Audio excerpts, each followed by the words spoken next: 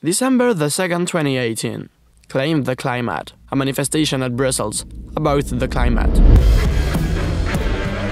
We obviously wanted to get there by train instead of going there by car, so we went to the train station. The problem is that once we got there, all the trains were full. Congrats SNCB, even if they knew we were going to be at least 50,000 people, they only added one train.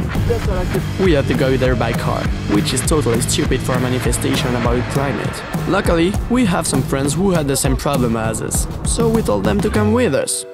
At least, we were a lot in the car. We did not drive all the way to get there, though.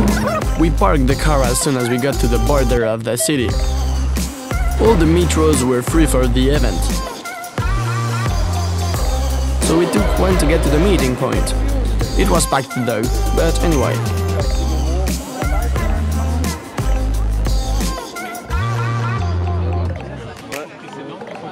We still had a few hundred meters to get to the manifestation. Once we got there, we jumped in the crowd and started to walk. We felt pushed and dragged by a welcoming flow without being oppressed. Everyone was shouting, singing, blowing, but no one, absolutely no one, was violent. We were a part of a mass, all walking in the same way, with the same goal, a wave of people who want things to change. The atmosphere was cheerful, relaxed, and warmful. There was no anger, but a warning message. We were a lot, though. Over 75,000 people came. I honestly don't know if that demonstration will change anything. Maybe it was totally useless. But at least it made us see that there are still a lot of great people out there.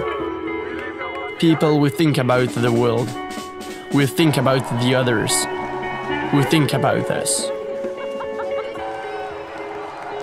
It made us see that the world is not going that bad, and that nothing is lost. As long as there will be some great personalities, there is still a lot of hope.